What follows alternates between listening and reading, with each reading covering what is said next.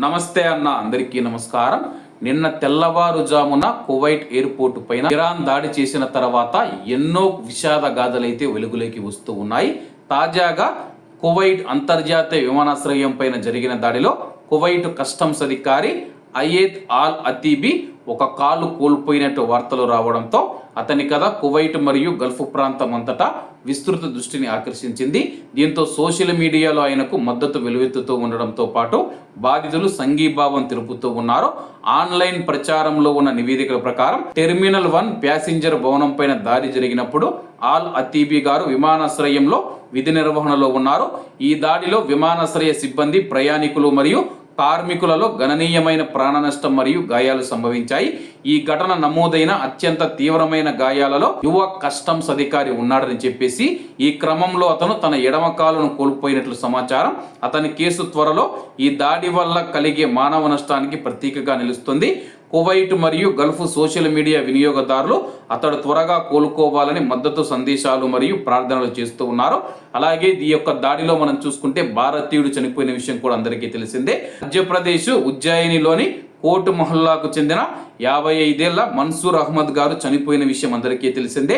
ఆయన బెహ్రెన్ మీదుగా ఇండియాకు రావాల్సి ఉంది. దురదృష్టవశాత్తు ఆయన బోర్డింగ్ పాస్ తీసుకునేటప్పుడు అక్కడ ఉన్నాడనమాట. పైనుంచి శిథిలాలు ఆయన మీద పడడంతో ఆయన మరణించాడని చెప్పేసి అధికారులు అయితే తెలియజేశారు.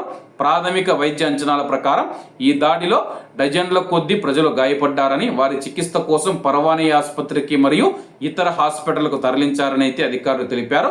వివిధ దేశాలకు చెందిన విమానాశ్రయ ఉద్యోగులు, ప్రయాణికులు, కార్మికులతో సహా 63 మందికి పైగా గాయపడ్డారని చెప్పేసి 7 వేరు దేశాలకు చెందిన 38 మంది తీవ్రంగా గాయపడినట్లు నమోదైంది.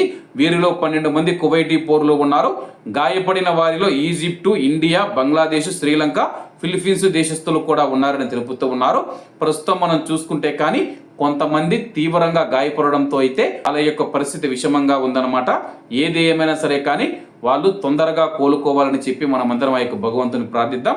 అలాగే ఈజిప్టు ప్రవాసుడు అబ్దుల్ అలీ మహమ్మద్ గారు తీవ్ర గాయం కారణంగా తన ఎడమ చేతిని కోల్పోయినట్లు సమాచారం. ఇతర బాధితుల్లో చాలా మందికి పలు ఎముకలు విరగడంతో పాటు తీవ్రమైన గాయాలయ్యాయి. ఈ విషాదం కువైట్ మరియు పొరుగు గల్ఫ్ దేశాల వ్యాప్తంగా విస్తృత సానుభూతిని రేకెత్తించాయన్నమాట. ప్రస్తుతం దీనికి సంబంధించి మనం చూసుకుంటే కానీ చాలా మంది ప్రజలు తమ యొక్క సంఘీభావాన్ని తెలియజేస్తూ ఉన్నారు. వారందరూ క్షేమంగా కోలుకొని ఆరోగ్యంగా తిరిగి రావాలని చెప్పి మనమందరం ఆ యొక్క భగవంతుని ప్రార్థిద్దాం. కాబట్టి అందరూ బాగుండాలి, అందులో మనం ఉండాలి. అందరికీ నమస్తే అన్న, జై హింద్.